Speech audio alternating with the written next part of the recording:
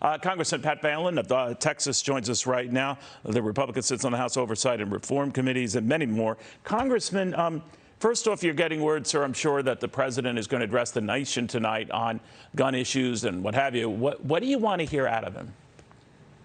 Well, I'd like to hear some bipartisan ideas and have him saying to the American people that we're going to work with Republicans. We're going to do not a Republican thing or a Democratic thing, but we're going to do the American thing.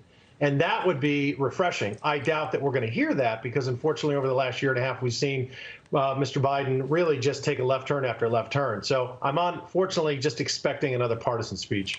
All right. Well, he could surprise us, and Republicans seem to offer surprising, compromises of their own. I don't know whether you agree with some of your colleagues who are toying with the idea of tighter background checks, maybe limiting guns to those under the age of 21 years or over, not underneath that. Are you open to either of those? Well, yeah, you know what, Neil, let's talk about a few things that are interesting. Over the last 50 years, the amount of guns in civilian hands in the United States has doubled. But over those 50 years, the violent crime rates and murder rates have gone down. So clearly, there's not a direct correlation. In fact, that would belie the points of some of my colleagues. What I'd like to see, we're talking all about this because of Uvalde. So what I'd like to see is the two parties coming together to make our children safer. And there are a lot of commonsensical things we can do to achieve that goal. All right. Is one of them making sure that someone like the Texas school shooter doesn't get his hands on a gun in the future, that there are some for whom background tests or tighter requirements are such that they would make that difficult, and maybe extend that to anyone under 21? Yeah, well, 2 points there, Neil. I mean, it's hard sometimes when you have somebody that is mentally ill and has mental illness, but they haven't done anything or committed any crimes.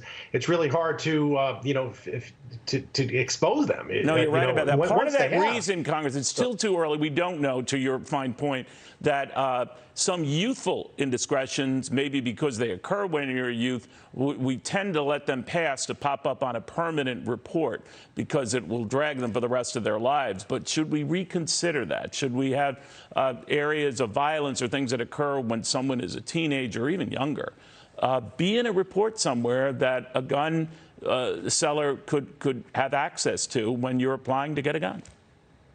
Well, this is really nothing new. I mean, convicted felons aren't allowed to own firearms. And I think that's a very good idea because they violated their pact with, they violated their social contract to an egregious degree. But to your point in your question, Neil, about 21-year-olds or 18-year-olds, rather, 18 to 21 being able to own a firearm, they can in Texas as long as it's a long rifle. But the Democrats are very inconsistent here. They say that the age of consent is 18, but not for alcohol and not for tobacco and now not for firearms, but they'll still allow them to vote. So if we want to have a serious discussion, let's repeal the 26th Amendment, exempt active duty military, and make the age of consent 21, and you cannot vote until 21 as well. I would support that if we moved everything up to 21. Would that include those joining the military, push it up to 21? No, that's what I'm saying. There would be an exemption. Okay. Anybody that's active duty military would have the franchise. I'm sorry. And be able to own a firearm. Got it. Congressman, thank you very, very much. Looks like in between there's some room for progress here, so we shall see, Congressman. Thank you for joining us. Pat